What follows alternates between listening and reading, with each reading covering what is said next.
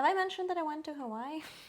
I don't know if it's been mentioned yet. Okay. She just came back from Hawaii and she's here. Hi friends, welcome to the Santa Cruz Art League podcast. My name is Anetta. I'm Grace. We missed you last week. Happy episode number 18. Yes. Numbers are hard. Yes.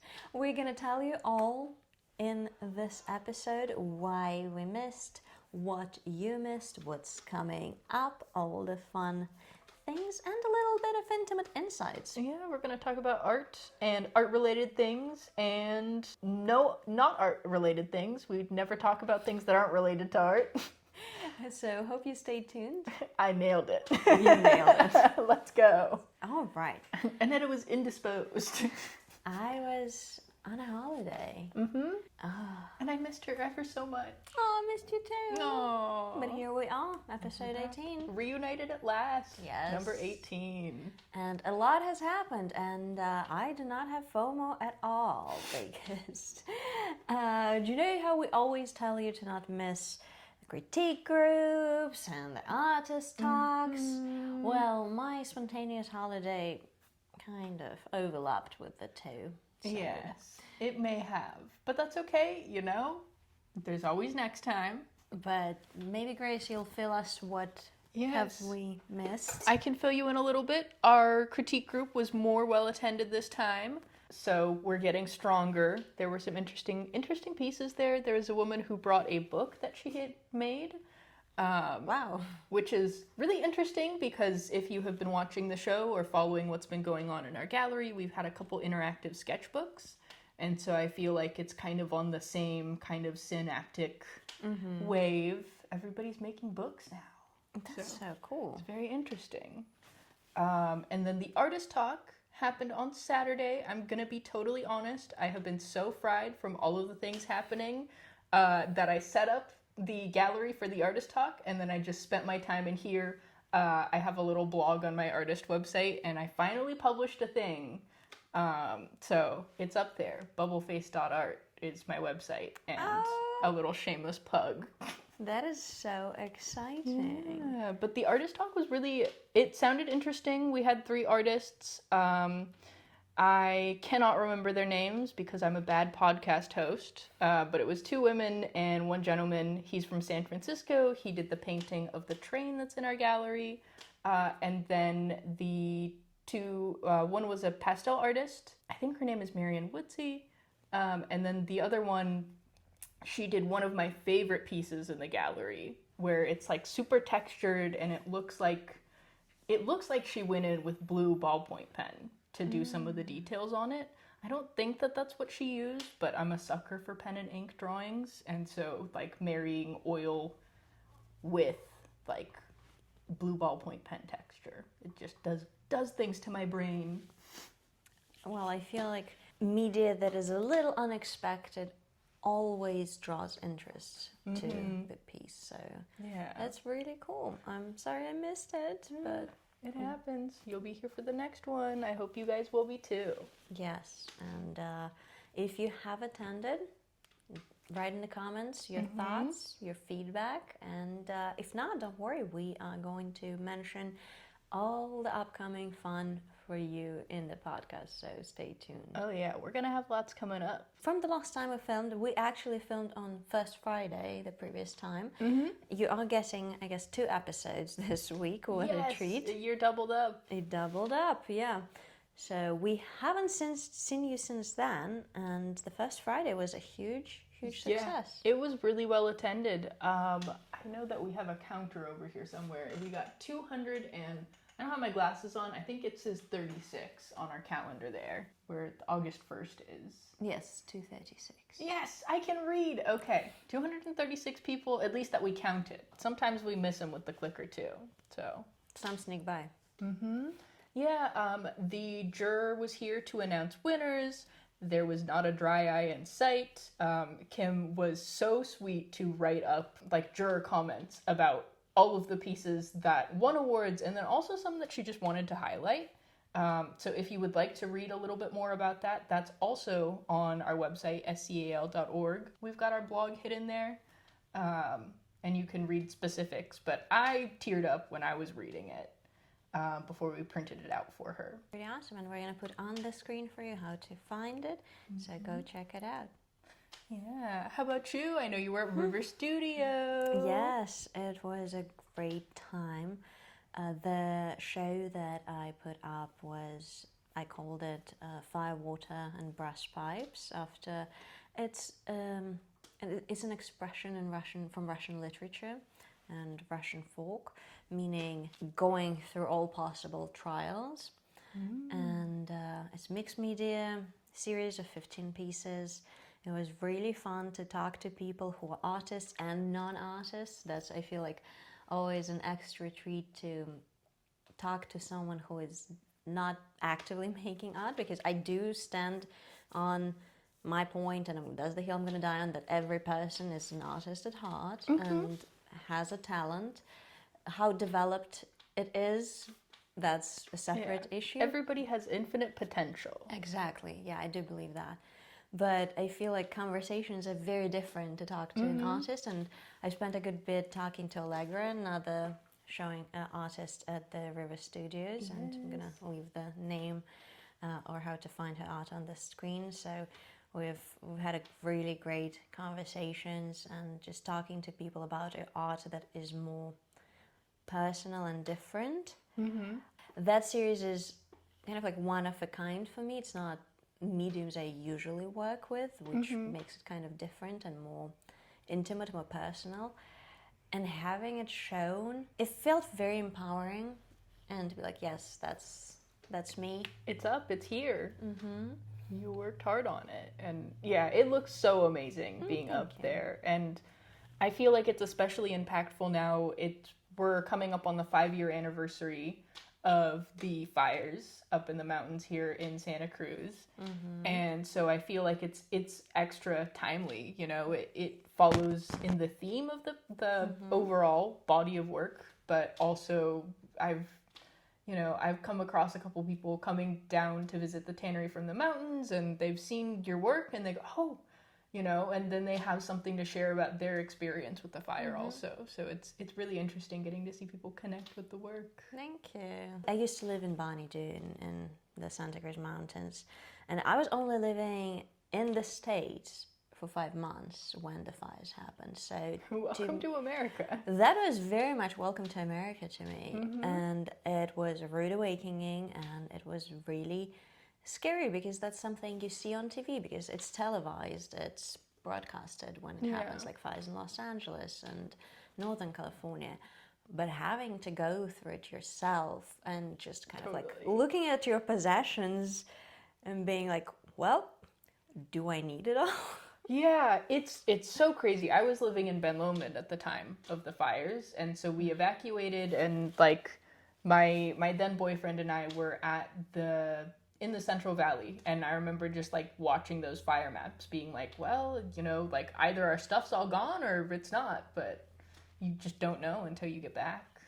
It's a very vulnerable position to be in, to be faced with just how fierce Mother Nature is, and just how small and tiny we as humans are, facing it and dealing with it. It's very humbling. Right, and like shout out to all the mountain people who went out there themselves to take care of their homes. I know that there were a lot of other fires happening in California at the time, and so, you know, we didn't have the resources to spare for a lot of the communities up in the mountains, and it was thanks to some truly brave souls who went out there and dug trenches and soaked some of the ground while there was still water available, and put sprinklers on the roof.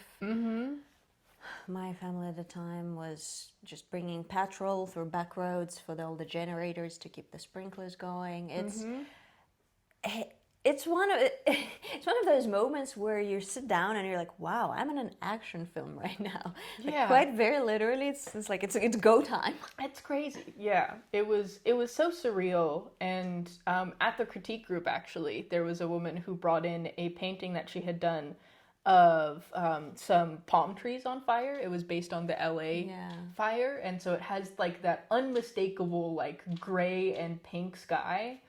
And it was interesting seeing people in the critique group reacting to it, because not everybody had like lived through the fire or like seen it up close like that, to me, I was like, oh, immediately I was like, that's the fire. That's, you know, that's what that pink sky is. And some other people were like, oh, at first I thought it was like this nice, calm, like pink, relaxing sky until you explained it. And I was like, yeah, you know, it really alters your brain chemistry, I think. Yeah, and I think that's the power of art, of relating to it and making it personal. And art really what got me through the fires at the time, because we were vacated for 2 months. We couldn't come back for 2 months because like the house needed to be like special, like service.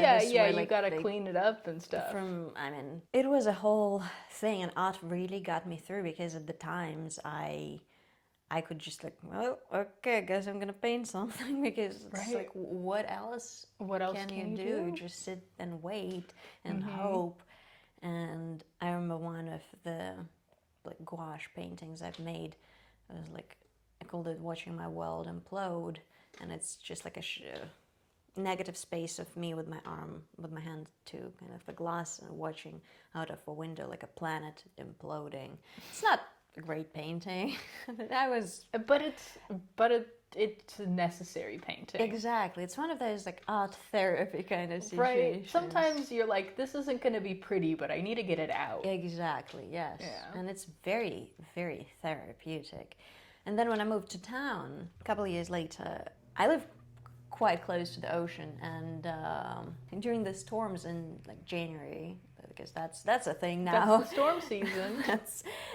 My backyard flooded, and in the front yard, the fence fell down from the winds. Oh boy! And the next year, the backyard fence fell. So hey, and we don't believe in fences here in Santa Cruz. We knock them over. Nope. By the way, I'm not complaining, because my neighbor's dog came to visit one time where my dog was scratching the door wanting to go out, and I was like, oh, hey, puppies, those are not my dogs, but hey, come on over. New friends. Yes. So, you know, you can always find something positive out of it. My dog loved it. It's like chest deep in the mud. Yeah, he had a great time. Oh, that sounds like so much fun. Yeah. I mean, it was not as fun for the rest of us. Yeah. If you have to clean them up afterwards, it's not as fun. But in the moment, it's cute. It is what it is. And that's when, if you live in the county, you know that if you walked around the beaches, there were just tree trunks.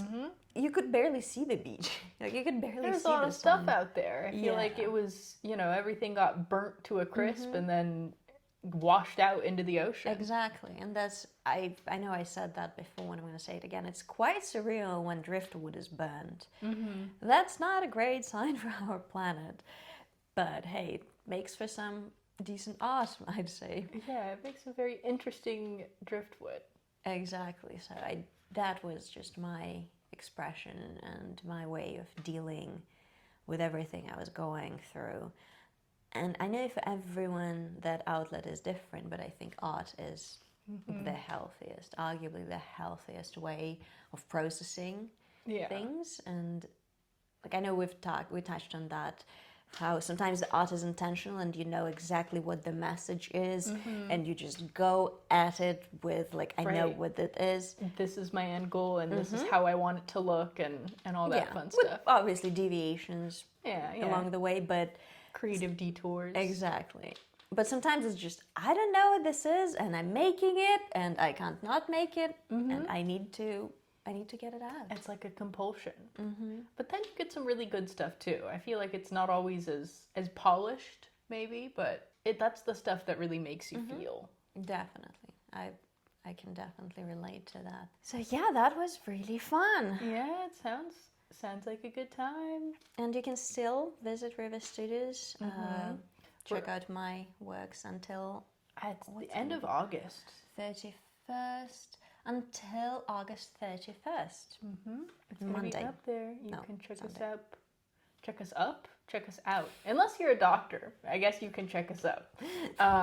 But you can check us out. We're open Thursday through Sunday, 10 to 2. Strange hours, but you know, it's a collaborative studio space, so we just come when we can. And River Studios 116 on Instagram. If you're not following, what are you doing? Please follow. Yeah, what are you doing? What are you doing? And Santa Cruz Art League. If you don't follow us on Instagram already, you should be. But Absolutely. we've got some fun stuff up there. Let's see, I'm trying to circle back to the Art League. So we had our announcements for First Friday, and then a lot of open studios prep is happening because that's coming up in October. That's been really fun. If you are showing in open studios and you're going to have a piece in our preview show, the gallery's this way this time. Yes. Make sure to join and become a Santa Cruz Art League member, because if your piece sells in our gallery, you'll get a higher commission rate, and the deadline to do that is drop-off day of your pieces. Pretty awesome. And luck of the draw coming up. Luck of the draw, yes. Oh, wait, and then I'm totally forgetting, but the Watercolor Society is actually having a week-long show in our gallery space right after the landscape show, before open studios. So it's just going to be a little pop-up celebrating the medium. The Santa Cruz Watercolor Society has been in town for the longest time, and they host a critique group here on Tuesday mornings. So Tuesday's just the day for critiques, I guess. But this one's watercolor specific, so they're going to have a show in our gallery. It's going to be super exciting. And we have some crazy talented watercolor artists. Oh yeah, it's insane the amount of people who are just watercolor. No hate to watercolor, but it's a very frustrating medium for me. It requires patience. It's hard to control, and, you know, maybe that says more about me than it does about watercolor, but, you know. It's not for everyone. For me, the waiting for paint to dry is... It is watching paint dry. I do have a little fan that I thrifted. Yeah, a little blow dryer or something. For exactly that purpose, because I'm not patient enough to just spend, you know, like a consecutive day on a That's why I'm painting. an acrylic artist, because I don't like waiting for my paint to dry. I just want to get in there and do my stuff. I love gouache, and I think I mentioned that gouache was my paint of choice because it gives you variety. It has the opaqueness of acrylic if you wish to do that, but you can also make it beautiful watercolor. Gouache is pretty solid. I used to be more of a watercolor, like pen and ink girly. I used to do Crayola washable markers. Okay. And like the little travel watercolor brush. And I would do a lot of art with that. And that's I think what I used. I think I started doing that in like high school, and then through maybe like 2020. And then once I got the studio space, I was like, actually, I like acrylic. Yeah. I feel like sometimes you just find your medium and it clicks. It's like with people. When it works, it works. When it's easy and enjoyable and you're having a good time. That's what works. Sometimes I do go back to it though, and I'm like, oh, I missed this. And then I mess something up because I didn't wait long enough, and then I'm like, just kidding, I hate everything. Like a toxic ex. Now I remember why it didn't work out. I remember why we broke up.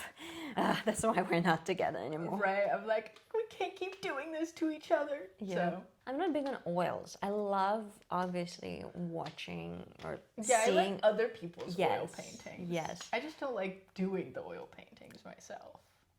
For me, it's like all the mediums that are necessary for it, and like paint thinners, and ironically, I do use like some paint thinners and because I like to clean brushes and stuff, but it's just maybe when I'm older.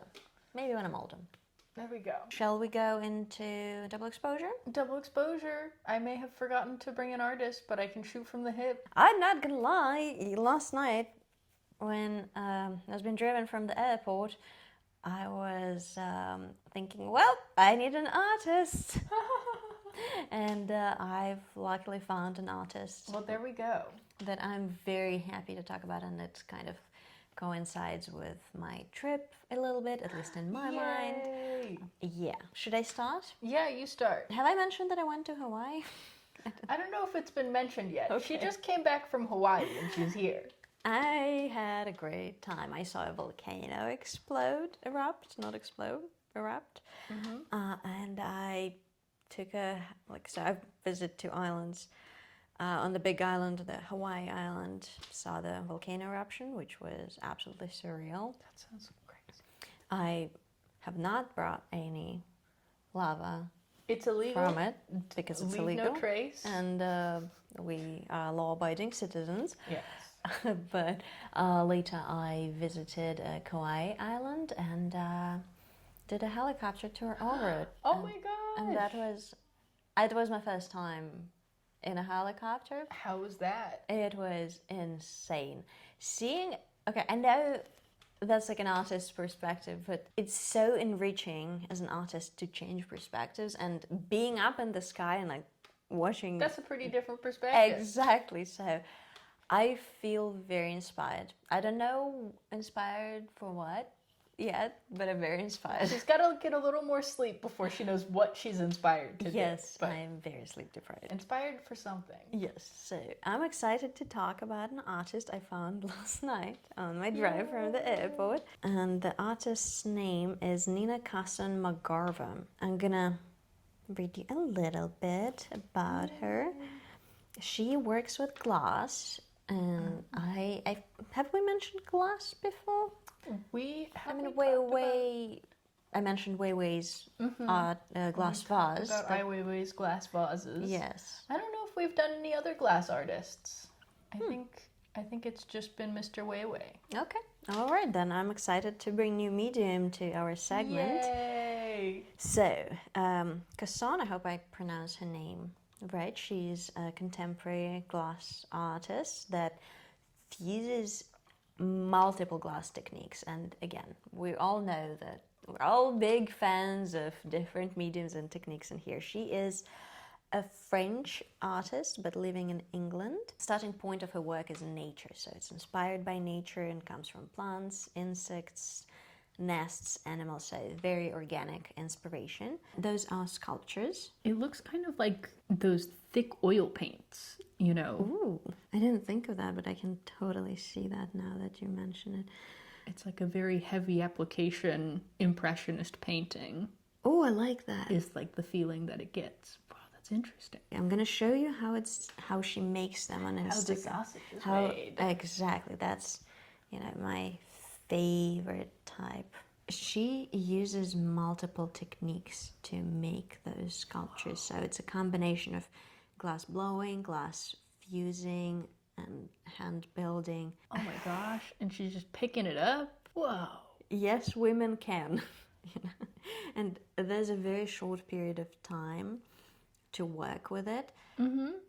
If you follow the podcast, you know that I'm a massive fan of an element of unpredictability and just letting the nature decide and take its course. And yeah, this is very that. Because you can't control everything when you are working in this size and with this dangerous medium, because the glass is really hot.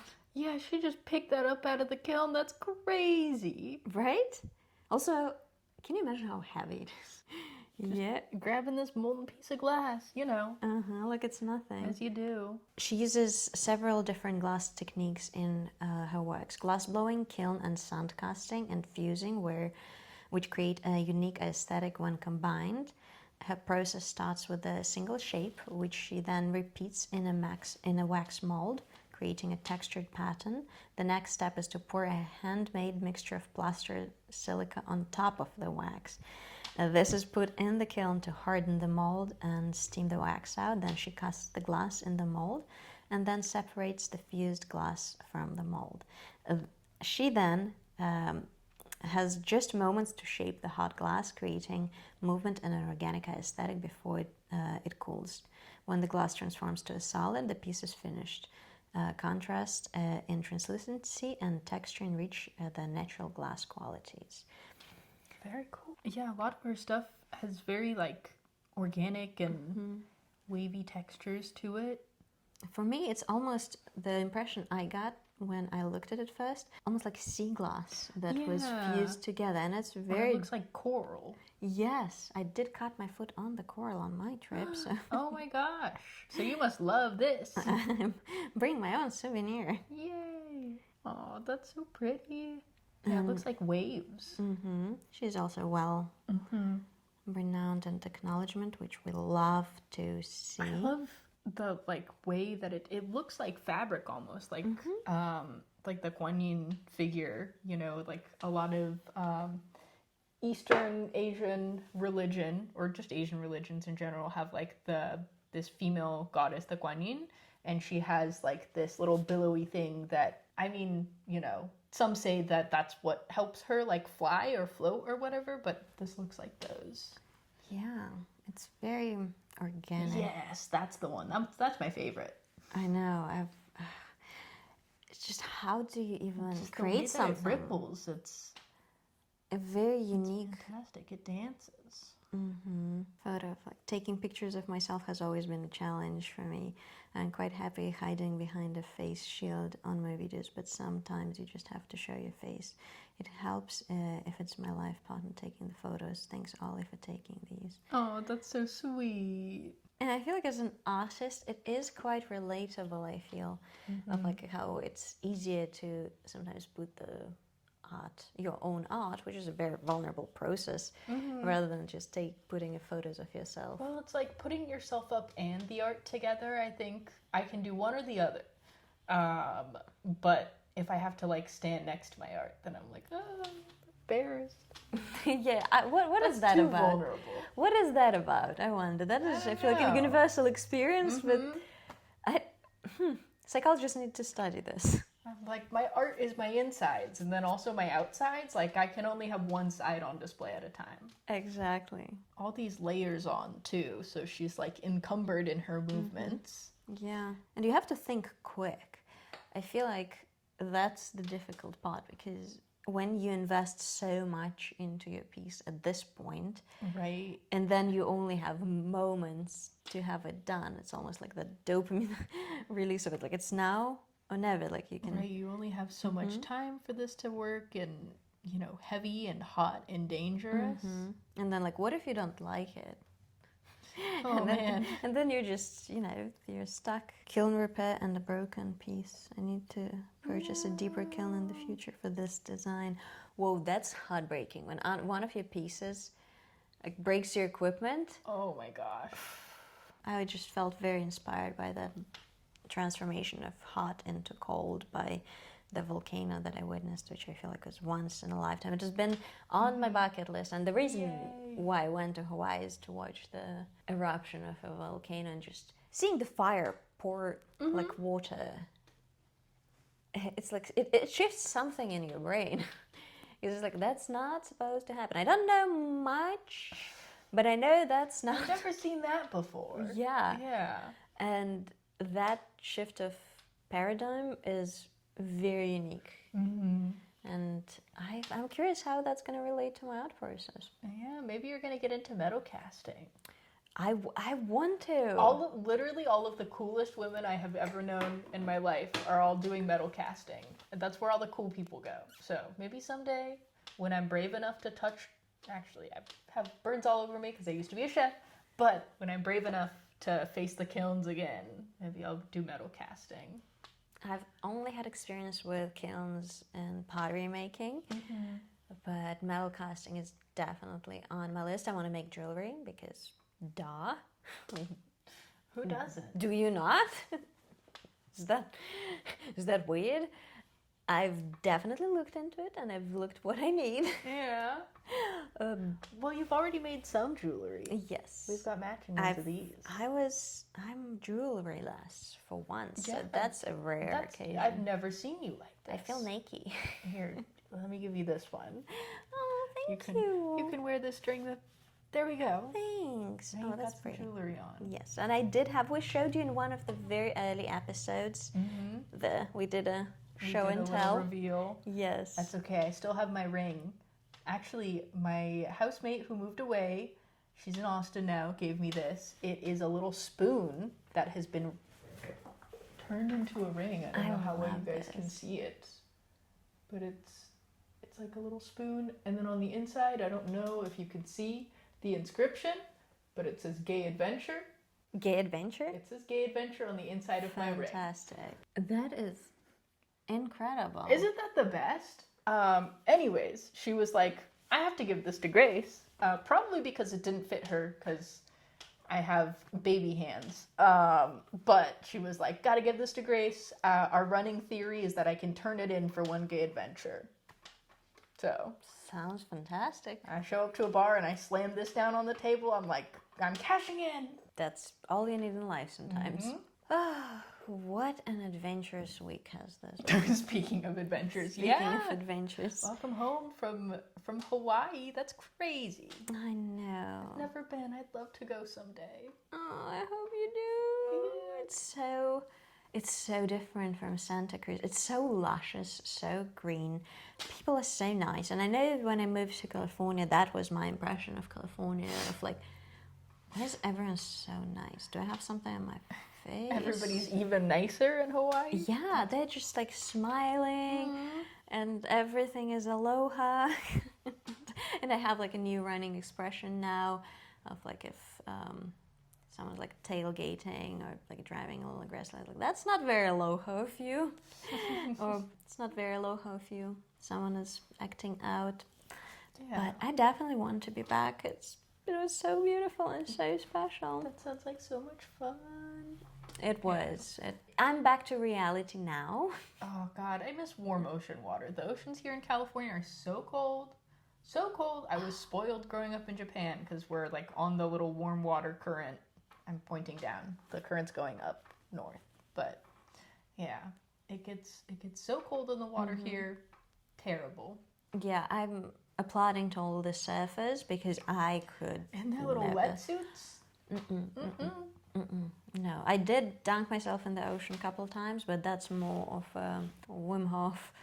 Yeah, you just like run into the ocean for like a brief period of time. It's Psych not for yourself swimming. up, yeah. It's not like the Kaisuyoku. You don't like go there and have a good time. You're just in the water to prove that you can around these parts. Yeah, so it was really, really nice. And I did swim. I did cut my foot on the coral. Blood in Hawaii. Yeah, blood in Hawaii. A piece of you is in Hawaii now. Yes, in the Pacific Ocean. Aww. And I think a big part of why I loved it so much is the presence of the native culture, because first and foremost, it's native land. And yes, it is part of the United States.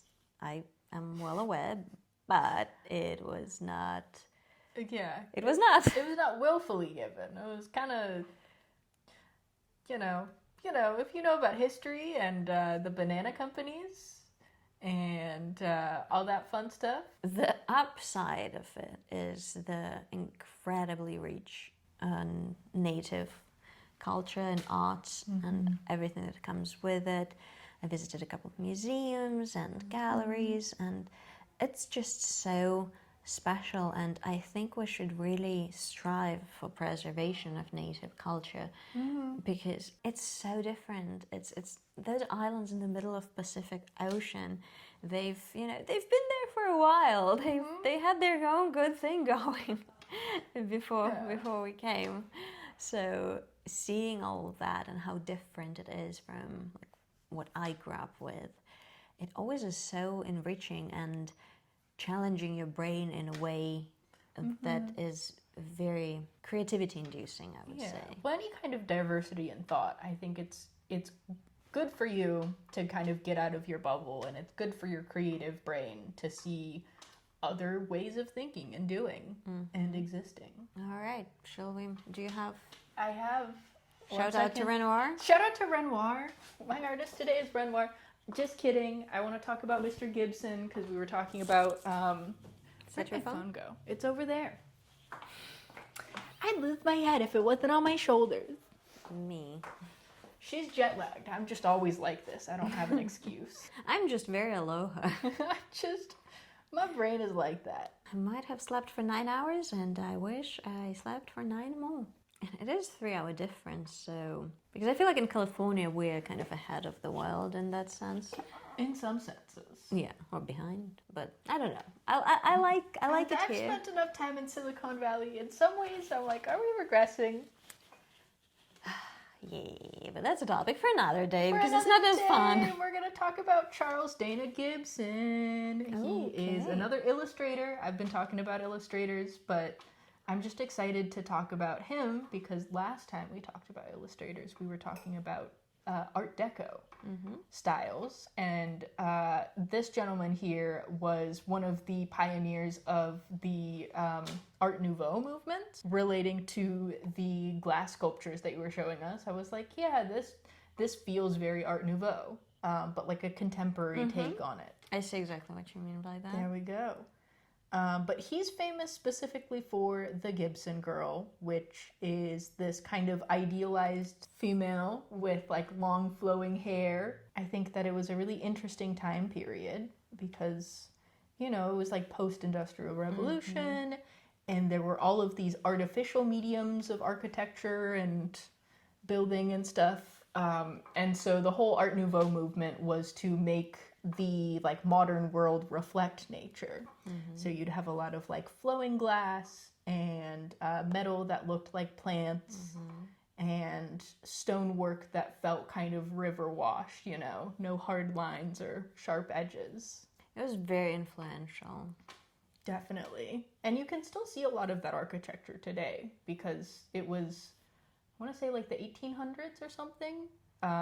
And so, you know, a lot of the infrastructure that was built in Europe in the Art Nouveau style is still there. It's so good. And also, I love that this woman is riding a bicycle, which was a very radical act back in the day. So it's a lot of like free flowing and movement and just crazy luscious hair. That's an image of like a perfect put together modern for that time day woman. And it also gave a very big inspiration to later times and to fashion. For example, the new look by Dior, if you're familiar with that silhouette of like It's tiny waist and big skirts. It is... Big skirts. That's what they're emphasizing with the tiny waist. Yep, definitely. Yeah, it's just such an interesting, you know, it's very different to what was around before as well. But that silhouette always gets me. It's like big hair, skinny neck, shoulders to die for, no waist, massive skirt. Yep. I feel like that contrast is very apparent, and I mean it draws your eye just from the artistic perspective. Right. It flows very like organically and naturally because even though like there's contrast between like the different points in the body being larger than others, it still like flows, you know? And it was also a big kind of turning point at the time with depicting women and depicting women in their natural habitats, so to say. Depicting women, there was like this huge I don't know that it was controversial series, but it was a pivotal series where this gentleman was painting portraits of women just kind of slumped. Like a lot of portraits were painted of women sitting upright, and so to have resting women was very like, you know, it was controversial. It was big news back in the day. They're like, women don't sit like this. This is unladylike. Yes, exactly. And just depicting the scenes where women are more casual and going about their day and their life.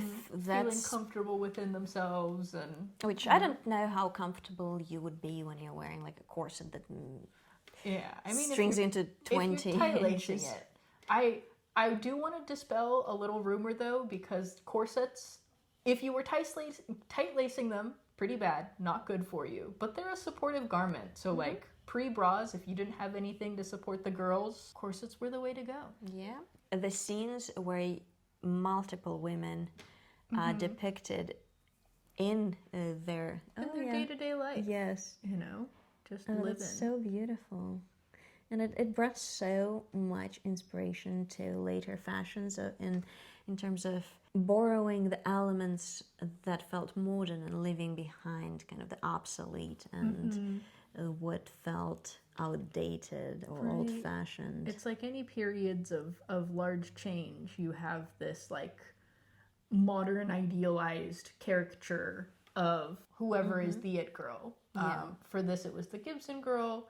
A little bit later, you'll get like the flappers or like the mod culture. There's always like this like young new way to be a human person, and there's like an idealized woman to represent that, which I think is really interesting. And I feel like culturally the importance of it is just seeing the day-to-day life of, like, let's say Victorian society in this case. If you grew up in Europe or like you've been to Europe, you get the chance to quite literally like visit the houses and see for yourself as like what they turn into museums with, you know, like the robes, and you get to see their desks, their dressing tables, You their go and changing look at all rooms. of the little things that they interacted with. Yeah, but if you don't have that opportunity, I feel like getting to know it through the art is the most accessible way you can go about it. And you can be like, oh, that's so cute. What is this? Look at them doing their thing, you know? This is how people used to live, and this is what folks looked like. Elderly bachelor. Yeah, some of this gets a little silly. Morning after hangover drunk. Yeah, there's things happening in the theater. Oh, right. Let me give a little quick shout out. Yarrow sent me an email, but instead I'm just gonna grab one of their postcards to read off the dates to you guys. So many talented people we have here. I know, support your local theater troupe. And honestly, if you haven't been to a theater in a long while, I highly recommend checking it out, because I'm not the person who goes to theater all the time, or to the opera, or to the ballet, even though I love it. But every time I do, I have that thought, I should do this more often. Do this more often. Why am I not doing this all the time? So don't be like me in that case. Fun fact, when I was a little girl, like 6 or 7, I wanted to be an opera singer. Wow. And it turns out that I'm not very good at singing, so it's a good thing that I didn't put all my chips in on that. Well, yeah, that singing is not one of my fortes either. No, I used to be in choir in grade school, and then I just... just downhill from there. Yeah. Well, that's okay. We're visual artists. Exactly. And though I did, perform for a big part of my life, because I was doing ballet since I was 5. Oh my gosh. Yeah, and maybe some other time I'll tell you a mistake that I've made. And like I think that it was the first big performance I've had that kind of gave me confidence for the rest of my life. But we are kind of running short on time. We are running out of time, so it'll have to be another time. Yep, and if not, remind me to tell you this story, because it was influential and impactful. All right, well, if you missed us last week, let us know in the comments, and let us know which we should talk about next week. Yep. Sound in the comments your feedback, your love, all the good things. Or your hate. I'm ready for that engagement. Whatever you want to put there. Sure. Smash that like button. Okay, Mr. Beast. Yeah, obliterate the subscribe button. Hit the notification bell to something. It does so that you know when we post. Yes. So that you'll be notified. It's in the name. Yes. That's what it does. And subscribe to Santa Cruz Art League Instagram, River Studios 116 as well. And subscribe to us. Have a good time. And we're going to see you next week. Stay out of trouble. See ya. Bye.